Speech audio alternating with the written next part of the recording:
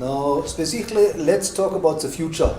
Yes. And especially the future of leadership. So, I know it's a big question, but what would you say? Does the future of leadership mean to you? It means three things. Now, the first and foremost is that we must grow an army of impatient agents of social change. By that, I mean that they must feel the urge to pioneer changes now, immediately. Changes that will have tangible and practical effects to the communities around us. The future of leadership that I envisage and dream of really means that 50% of management personnel in institutions comprise women in key strategic positions where they will be able to shift and direct policies and not just be passive management personnel. Now, I believe it was Malcolm X who said that if you're in a country that is progressive, the woman is progressive. And if you're in a country that reflects the consciousness toward the importance of education, it's because the woman is aware of the importance of education. And this could not have been any truer. I think we need to get to that level as a country and as a people. And that's what leadership really means to me. It means that everyone is a part of it. Moreover, leadership means that the future of leadership means that young people are digitally conscious. Because we are in the fourth industrial revolution, as I've already said, and to be able to paddle our way through the waters of globalization, we have to embrace digitization, lest we are left behind and become globally irrelevant. We need smart, educated leaders, more so than leaders who hold qualifications, because those are two different things. We must be smart in our engagements, smart in our innovations, smart in our implementation of new systems, smart in our trades, smart in our assessments of progress, and smart in the way that to manage the diametrically opposite worlds of failure and success. And failure and success. Fair to say the future must be smart. It must be smart. It involves smart, it involves women, it involves digitally conscious young people, and it involves young people that read, because reading is fundamental. I cannot stress this enough. I think that young people must be interested in reading. They must not just be consumed by novels and the like, but read about global markets, read about different industries, and they must be interested in politics, abandon political torpidity, so that we can make informed decisions as to who should govern us, how they should govern us, and what systems are working and what systems are not working. You are not able to make those calls and those decisions if you are politically torpid.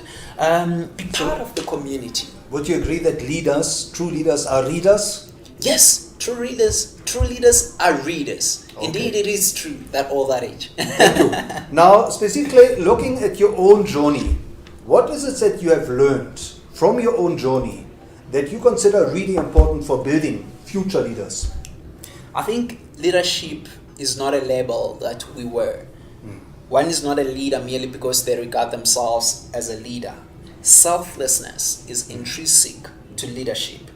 It is not necessarily the positions of power or influence that we occupy that make us leaders, but it is the things that we do and their effect in the communities that make us leaders. Now, I learned this serving in leadership positions from my high school days until now.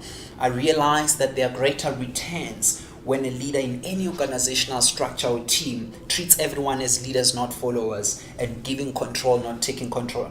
It's about empowering people. People want to be in teams where they feel valued and inspired. And in the words of one of the greatest theorist leaders of all time, I consider, who has shaped my leadership thought, really, David Marquet. The know-it-all and tell-it-all leader is a danger to productivity. Leadership is not about dumbing people down. It's about elevating other people to tap into their true potential and working as a collective rather than as an autocrat individual. Of course, the great lesson here for future leaders is that as leaders, treat other people in your work organization or team as leaders, and they will embrace the vision and trudge ahead in the face of anything. Now, Sphesihle, tell us, when you speak to future leaders, to young aspiring leaders, what is it you tell them they should focus on to future-proof their own career? One must stay ahead of the curve. That's it. Stay ahead of the curve. What do I mean by that? Remain necessary and relevant. This is very key. Of course, it is said and done, but one of the key things necessary to not becoming irrelevant is to keep abreast of new developments. And of course, this is where reading comes in. This is where being part of the community comes in. This is where abandoning political torpidity comes in.